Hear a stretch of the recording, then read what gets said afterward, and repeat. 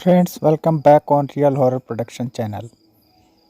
दोस्तों, ये एक हॉन्टेड बस की कहानी है जो हमारे पड़ोसी देश चाइना में घटी। जब ये घटना घटी थी तब चाइना समेत पूरा वर्ल्ड शॉक में था।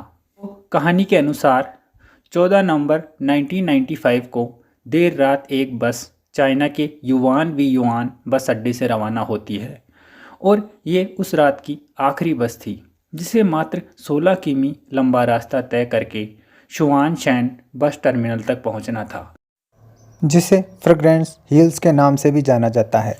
बस को जिस रूट से निकलना था उस रूट का नाम था रूट नंबर 375।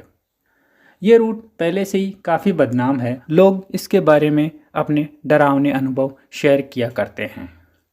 कहानी में अगर वापस आएं, बस के निकलते वक्त बस में एक ड्राइवर और एक लेडी कंडक्टर सहित सिर्फ 2 लोग मौजूद थे। बस 2-3 जगह रुकने के बाद एक बस अड्डे पर पहुंचती है और वहां से एक बूढ़ी औरत और एक 19-20 साल का जवान लड़का और एक यंग कपल बस में सवार होते हैं। यंग कपल ड्राइवर के जस्ट पीछे वाली सीट पे बैठ जाता है और वो जवान लड़का उन यंग कपल के अपोजिट साइड वाली सीट पे बैठता है जो कि गेट के एकदम पास थी, और वो बूढ़ी औरत उस जवान लड़के के जस्ट पीछे बैठ जाती है। अब इसमें कुल 6 लोग थे, ड्राइवर और उस लेडी कंडक्टर को मिला के। अब ये बस अपने गंतव्य की ओर रवाना होती है। ये शहर के बाहरी इलाके से निकल रही थी और जैसा कि बताया गया है कि ये बस देर रात को चली थी, तो सड़क पर कोई व्हीकल भी नहीं था। बिल्कुल कम ही व्हीकल आ जा रहे थे, तो सड़क एकदम साफ थी और नवंबर का महीना था, तो एकदम खामोशी सी पसरी हुई थी ठंड के कारण, और बस के इंजन की आवाज़ साफ साफ सुनाई दे रही थी।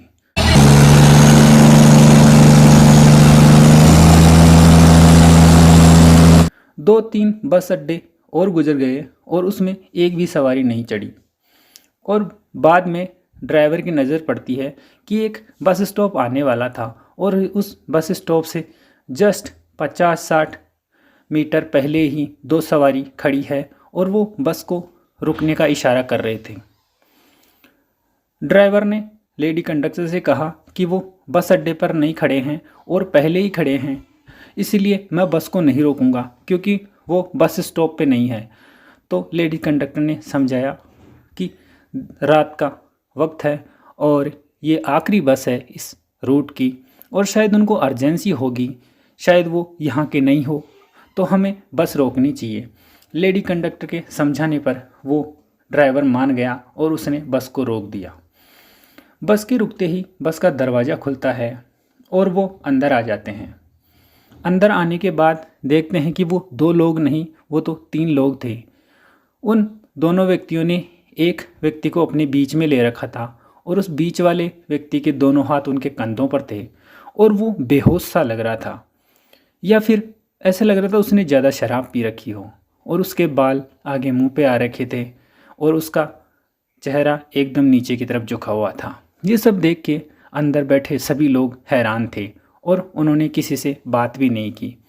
बाद में सभी ने गौर किया कि जो 2 लोग उसको कंधों पे उठाए हुए थे उनकी पोशाकें अजीब थी, चाइना के ट्रेडिशनल पोशाकों जैसी लग रही थी जो क्विंग राजवंश के दौरान पहनी जाती है, और उन दोनों व्यक्तियों का चेहरा एकदम सफ़ेद था। कोई भी सामान्य अगर गोरा आदमी होए उससे भी ज़्यादा सफ़ेद, ऐसे जैसे कोई नमक जमा हुआ हो या फिर बर्फ़ जमी हुई हो। और वो एकदम पीछे वाली सीट पे जाके बैठ गए और उन्होंने किसी से कोई बात नहीं की।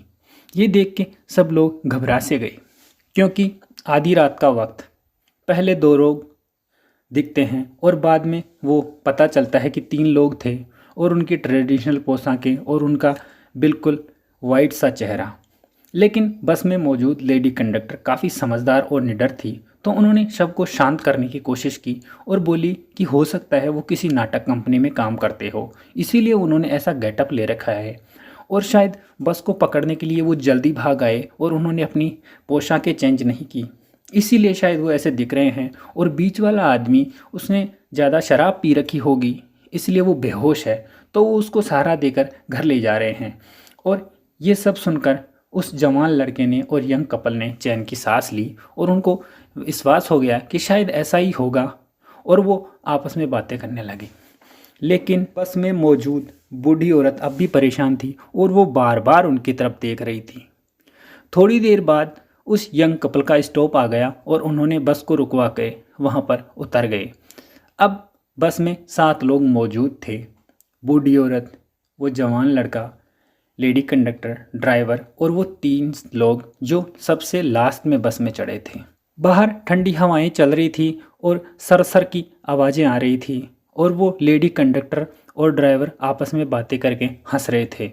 कुछ ही देर बाद वो बूढ़ी औरत खड़ी होके जवान लड़के के पास आ गई और ज़ोर ज़ोर से उसे डांटने लगी और बोलती है, इस लड़के ने मेरा पर्स चुरा लिया है। और कुछ देर बाद में ही वो उस पर चिल्लाने लगी और उसे गंदी गंदी गालियाँ देने लगी। लड़का थोड़ी देर बाद में काफ़ी गुस्से में आ गया और उससे बहस करने लगा। यह सुनकर वो लेडी कंडक्टर उसके पास आ जाती है और दोनों से बात पूछती है। तो बूढ़ी औरत बोलती है कि उस लड़के ने मेरा पर्स चुरा लिया है, जबकि वह लड़का इस बात से साफ साफ इनकार कर देता है और बोलता है कि मैडम आप मुझे चेक कर लीजिए मेरे पास कहाँ पर्स है।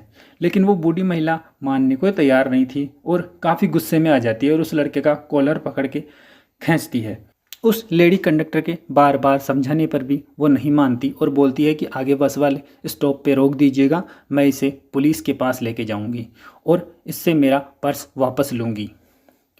वो बूढ़ी महिला अपनी ज़िद पे अड़ी रहती है तो वो लेडी कंडक्टर भी कुछ नहीं कर पाती और आगे जो बस स्टॉप आता है उस पर वो ड्राइवर अपनी बस रोक देता है। वह बूढ़ी औरत उस जवान लड़के का कॉलर पकड़ के उसको नीचे उतार लेती है और बस वहाँ से चली जाती है। और वहाँ नीचे उतरने के बाद वो लड़का देखता है कि वहाँ पर तो कोई पुलिस स्टेशन नहीं है और कोई व्यक्ति भी नज़र नहीं आ रहा। ये देख के वो काफ़ी परेशान हो जाता है और बोलता है, देखिए आपने मुझे ज़बरदस्ती यहाँ पर उतार लिया, यहाँ पर तो कोई ना तो इंसान है और ना ही कोई पुलिस स्टेशन। तो वो बूढ़ी औरत बोलती है कि देखो मेरी बात ध्यान से सुनो, यहाँ कोई पुलिस स्टेशन नहीं है और ना ही तुमने मेरा पर्स चुराया है, मैंने तुम्हारी जान बचाई है। ये सुनकर वो लड़का बोलता है, आपने मेरी जान कैसे बचाई? तो बूढ़ी महिला बोलती है, तुमने वो जो बाद में चढ़े थे 3 लोग उनको देखा? तो लड़का बोलता है, हाँ वो बहुत अजीब से दिख रहे थे।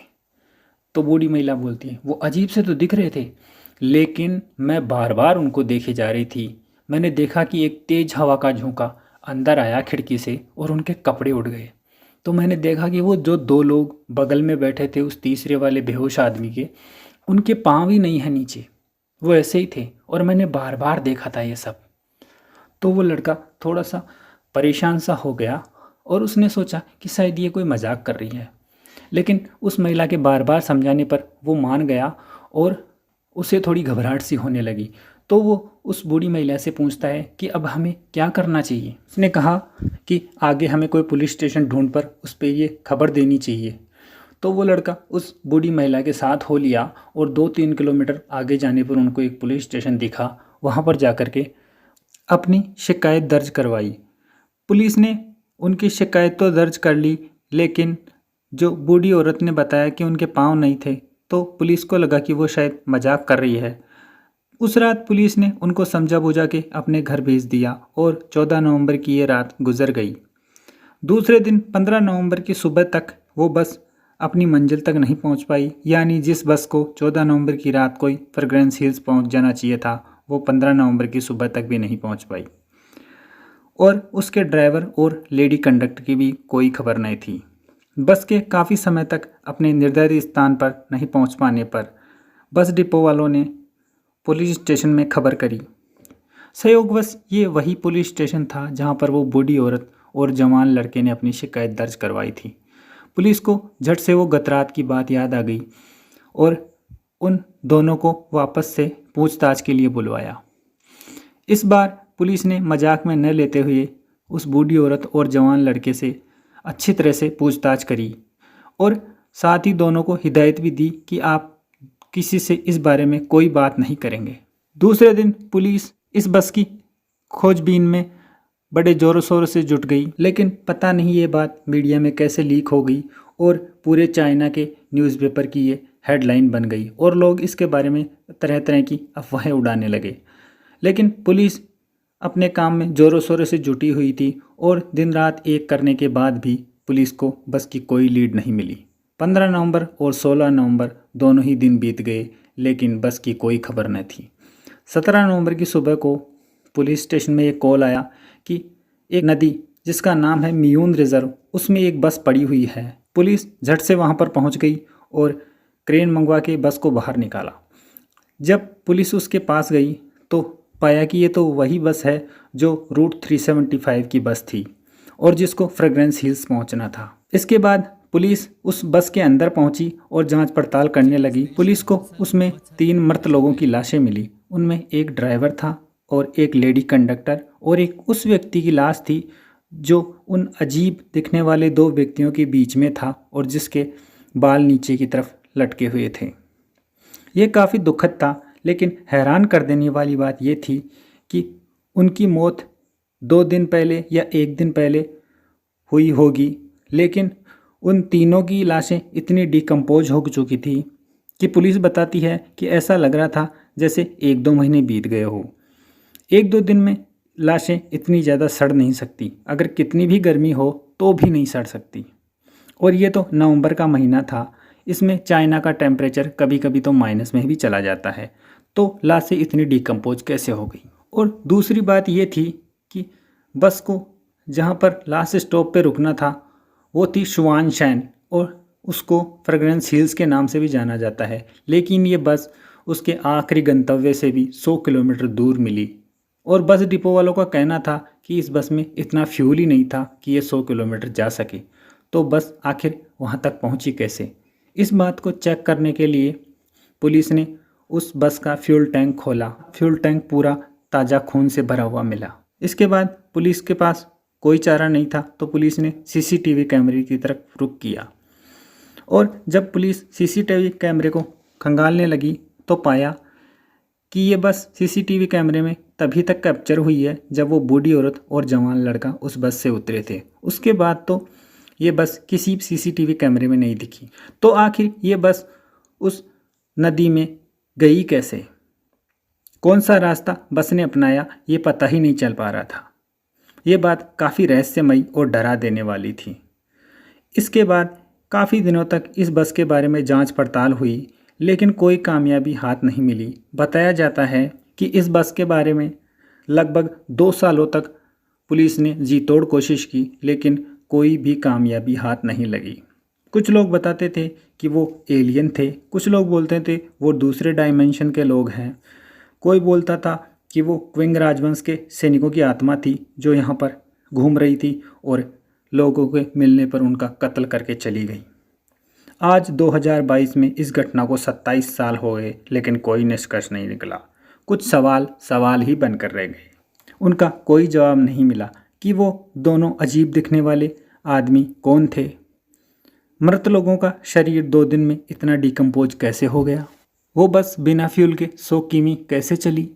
जबकि फ्यूल टैंक में तो खून भरा था, तो क्या वह बस फिर खून से चली?